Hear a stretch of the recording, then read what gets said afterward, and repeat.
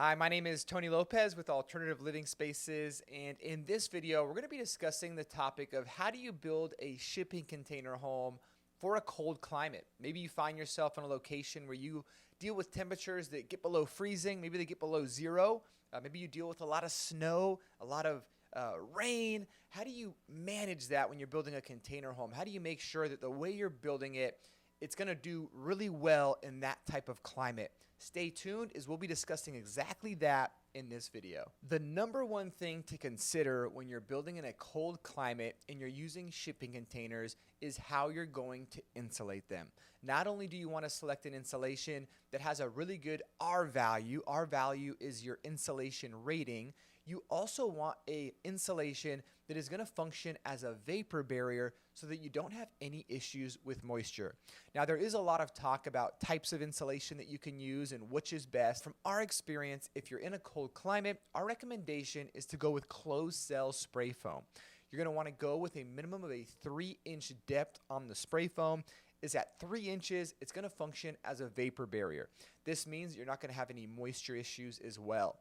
What can happen is in a really cold climate, if it's, say, below freezing outside and you have your heater running on the inside, that hot air, if it touches the interior metal of the container where it's very cold from the exterior cold temperature, it can actually turn into moisture. Very similar to how you see dew on grass, or when you have a cup with a bunch of ice inside of it and it gets the moisture around the exterior of it, that's condensation. Now, you don't want that happening on the interior of your container home, so you want to go with something that's going to function as a vapor barrier. But of course, you want it to maintain a really nice temperature inside. You don't want to be freezing in the box. So to just have a vapor barrier alone isn't sufficient. You need a good insulation value. Now, the insulation rating required will vary by your location. Some of you may need to reach out to your local building department to see exactly what that is, and it's typically dependent by how cold your climate gets. If you have to deal with degrees that are around, say, 30 degrees, that's one thing, but there's other parts of the country where it could be negative 30. So you're going to want to build a container that's sufficient to meet the needs of your exact climate. Now, closed cell spray foam has an insulation rating of R7 per inch. Now, when you're considering insulating your container, you not only want to insulate your sidewalls and your ceiling, you also are going to want to insulate the underside of your container. To get additional insulation in your ceiling, you can actually lower your ceiling an additional 6 to 8 inches to either add more spray foam into that space, or on top of your spray foam, add some bat foam or EPS foam. Now, one thing you can do in a cold climate, especially if you're dealing with snow, is add a roof to the container. In a lot of these locations, a roof may actually be required, and you're going to need a sufficient pitch on your roof, so as it's snowing, it's actually shedding off the roof as well. Now, if you're just doing a single shipping container build, it's most common to just go with a mono-slope roof. This means that the roof is typically pitched back in one direction and sheds the snow off to the back side of your container. If you're doing a larger build and you're combining multiple containers together, you may need to go with a more traditional style roof. A benefit of adding a roof is that you then have additional space for even more insulation. In some of these cold climates, you may have a minimum R value requirement for your ceiling of R50.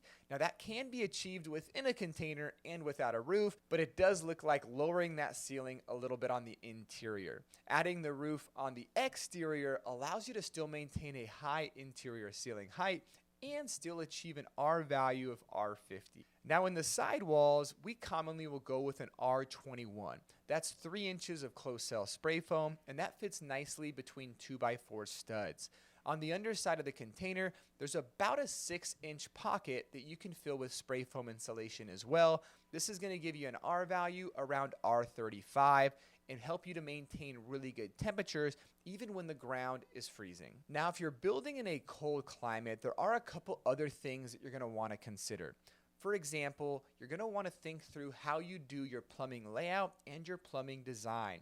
You're not going to want your interior plumbing lines exposed to the elements or very close to your container wall where they can actually end up freezing and, worst case scenario, end up cracking. It's for this reason that when we build in really cold climates, we'll sometimes actually increase our interior framed walls to 2x6 walls, specifically where we have our plumbing lines being ran.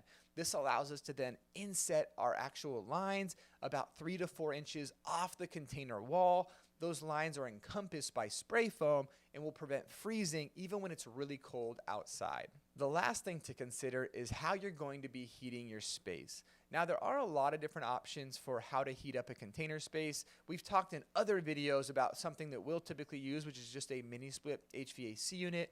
Those are great to both heat and cool a space. But in a climate that gets really cold, you may want to consider adding some additional heating elements. You can add some nice features like heated floorboards or heated flooring into a space that could get cold. In terms of just general heating supply, what we typically will use is the mini split, but you can also do a simple plug-in heater that just plugs right into your wall and is going to help to heat that space. Because container homes are typically pretty small, it's not very difficult to maintain a nice temperature on the inside. Now, if your container home is off the grid, conserving power is really important. And how do you maintain a good temperature on the inside of your container home if you're off the grid?